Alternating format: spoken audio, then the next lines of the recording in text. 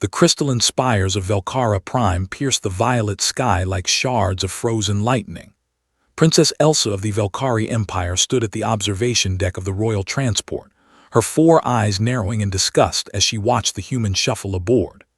Adam looked unremarkable, average height by human standards, lean build, with dark hair that seemed perpetually unkempt. He wore a simple gray uniform that bore no insignia, no medals, no indication of rank or achievement. "This is my protection." Elsa's voice carried the harmonic overtones characteristic of her species, making even her contempt sound musical. "The Galactic Council sends me a single human." Ambassador Trixel, a seasoned diplomat whose scales had dulled with age, bowed apologetically. "Princess, the Council assured us that Adam comes highly recommended. Humans have certain, unconventional capabilities." Unconventional. Elsa's secondary eyes rolled, while her primary ones remained fixed on Adam. "He looks barely capable of protecting himself, let alone the heir to the Velcari throne." Adam said nothing. He simply found a corner near the cargo bay entrance and sat down, eyes closed, apparently napping before their journey even began. The princess turned away in frustration. Her father, Emperor Casval, had insisted she attend the interstellar summit on Proxima Station despite the recent assassination attempts. 3 times in the past lunar cycle, killers had tried to end her life. Each time, her elite Velcari guards had barely managed to save her, suffering heavy casualties. And now, for the most dangerous journey yet, she was given this sleeping human. The transport lurched into hyperspace, and the 3-day journey began. Adam kept to himself for the first 2 days. He ate little, spoke less, and spent most of his time in what appeared to be meditation or sleep. Elsa's 4 guards, Velcari warriors standing nearly 8 feet tall with chitinous armor and plasma weapons, made no effort to hide their disdain. "The human doesn't even train," muttered Corval, the senior guard. "I've seen him awake for maybe 3 hours total." Elsa agreed. She tried to engage Adam in conversation once, asking about his qualifications. His response had been brief: "I keep people alive." Then he'd return to his corner and closed his eyes. On the second night, as the transport approached the contested Helix Nebula region, Ambassador Trixel grew nervous. "Princess, perhaps we should alter our course. This area is known for pirate activity." "We're on schedule," Elsa replied firmly. "I won't appear weak by detouring." In his corner, Adam's eyes opened for the first time in hours. He stood slowly, rolled his shoulders, and walked to the cargo bay. Nobody paid him much attention. 20 minutes later, the proximity alarms shrieked. "Multiple contacts," the pilot announced. 12 ships attack configuration." The viewing screen showed small, predatory vessels emerging from the nebula's gas clouds like sharks from dark water. They bore no identifying marks, but their weapons were already charging. "Battle stations," Corval commanded. The 4 guards moved to defensive positions, their plasma rifles humming with lethal energy. "Get the princess to the safe room," Trixel shouted. But before anyone could move, the transport shuddered violently. An explosion tore through the starboard hull. Emergency bulkheads slammed down, and the lights flickered to emergency red. "Boarding party," someone screamed. Through the breached hull came the assassins, 12 of them, each from a different species, each a master of death. Elsa recognized the types immediately: a Krathian blade dancer, a Zephon sniper, a Morgathi heavy weapons specialist, and 9 others, all legendary killers. The Velcari guards opened fire. Plasma bolts lit up the corridor like lightning, but these weren't ordinary attackers. The Krathian moved like liquid shadow, dodging every shot. The Morgathi's personal shield absorbed everything else. Within seconds, one guard fell, then another. Elsa drew her own sidearm, backing toward the bridge. This was how she would die, overwhelmed by professional killers while her useless human escort slept somewhere. Then she heard it. A single gunshot. Not a plasma discharge or an energy weapon, but an actual chemical projectile weapon, ancient technology that most species had abandoned millennia ago. The Zephon sniper, perched in an impossible position, dropped with a hole through its center eye. Adam stepped through the smoke. He held what Elsa later learned was called a pistol in one hand and something else, some kind of blade in the other. His eyes, previously half-closed and sleepy, were now completely alert, scanning the corridor with mechanical precision. "Get down, princess," he said calmly. 3 assassins rushed him simultaneously. What happened next defied Elsa's understanding of combat. Adam moved, not fast by Velkhari standards but with absolute efficiency.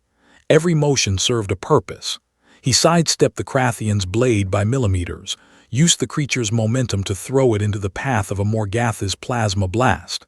His pistol barked twice. 2 more assassins dropped.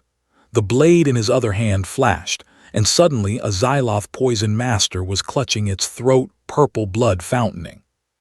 "Impossible," Corval whispered. "He's using primitive weapons against modern armor."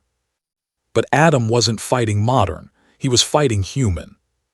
A massive Bruthar warrior, 9 feet of muscle and rage, charged with a vibro-axe. Adam didn't try to block or dodge completely. Instead, he moved just enough that the axe missed his head by inches, then drove his blade up through the gap in the Bruthar's chest armor. The giant crashed down. The Morgathi with the shield finally lined up a clean shot. Energy crackled as its weapon charged. Adam threw his knife. The blade passed through the shield's edge. Shield stopped energy, not solid matter, and embedded itself in the Morgatha's throat. 8 down. The remaining 4 assassins, professionals who'd never known fear, hesitated. In that moment of uncertainty, Adam moved again. His pistol clicked empty. Without pausing, he used it as a blunt weapon, shattering the faceplate of a Threxian commando. He caught the commando's dropped plasma rifle, dismantled it in seconds, not to fire it, but to use its power cell. He threw the cell at a group of 3 assassins and shot it with a backup pistol. The explosion consumed them all. 1 assassin remained, the Krathian blade dancer who'd survived the initial assault. It was arguably the deadliest creature in the sector, capable of striking 30 times per second with molecular-edged weapons. Adam faced it with empty hands. They moved simultaneously. To Elsa, it was a blur. Metal rang against metal. The Krathian's blades were everywhere, creating a cage of death.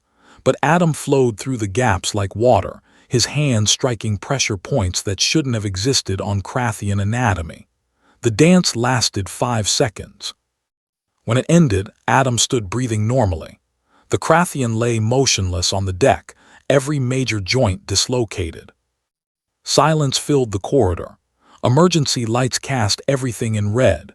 12 assassins lay dead or incapacitated. Adam stood among them, barely winded, checking his weapons with casual efficiency. "Corridor secure," he said simply. "We should seal that hull breach." The rest of the journey passed without incident. The surviving guards treated Adam with wary respect.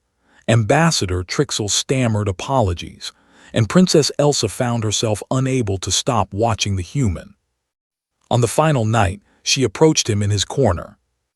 "Why didn't you tell me?" she asked. "Why let us think you were useless?" Adam looked up, and for a moment she saw something ancient in his eyes, the weight of experience, of battles fought and survived. "Would you have believed me if I had?" he asked. "Besides, underestimation is the best armor." Those were 12 of the deadliest assassins in the galaxy. Our intelligence said each one had over 100 confirmed kills. You defeated them alone, with primitive weapons. Adam shrugged. Primitive doesn't mean ineffective. Bullets don't need power cells. Blades don't have electronic signatures. And humans, he paused. We've been killing each other for hundreds of thousands of years. We got very, very good at it before we reached the stars. Elsa's 4 eyes studied him carefully. Is that what the Galactic Council knows? that humans are the galaxy's best killers. Not best, Adam corrected. Most experienced, most adaptable. Your species have been spacefaring for millennia, fighting with energy weapons and shields. We spent most of our history fighting with rocks and sharp sticks. We learned to kill in thousands of different ways in every environment with whatever was available. He smiled slightly. Old habits die hard. The Council was wise to send you. The Council was desperate, Adam said honestly. Nobody else would take the job. 12 assassins. Most bodyguard services called it a suicide mission. Then why did you accept? Adam's expression grew serious. Because someone has to. Because you're trying to push for peace at the summit and there are factions that want war. Because, he hesitated. Because I'm good at keeping people alive, even when everyone else says it's impossible. Elsa sat down beside him, something she would never have done with a subordinate in her court. But Adam wasn't a subordinate. He was something else entirely. At the summit, there will be more attempts on my life. I know. Can you protect me? Adam met her gaze steadily. That's what I do, Princess. That's what humans do. We survive and we keep others surviving. It's why we made it off our death world. It's why we earned our place among the stars. The transport emerged from hyperspace, and Proxima Station appeared ahead, a massive structure where the fate of several systems would be decided. Elsa stood, her resolve strengthened. Then let's make history, Adam. Let's show the galaxy that even princesses and primitive humans can change the future. Adam stood beside her, checking his weapons one last time. Let's do that. As they prepared to dock, Elsa understood something she hadn't before. The Galactic Council hadn't sent her a useless human. They'd sent her something far more valuable, a reminder that strength came in unexpected forms, that survival instincts honed over eons shouldn't be underestimated, and that sometimes the most dangerous weapon in the galaxy was a human who decided someone was worth protecting. The summit would be dangerous. More assassins would come. But for the first time since the attempts on her life began, Princess Elsa felt something she hadn't in months. Hope. And beside her, Adam smiled slightly, ready for whatever came next, because that's what humans did. They endured, they adapted, they survived. And when necessary, they reminded the galaxy why Earth was called a death world, and why her children were the most terrifyingly capable survivors the universe had ever seen.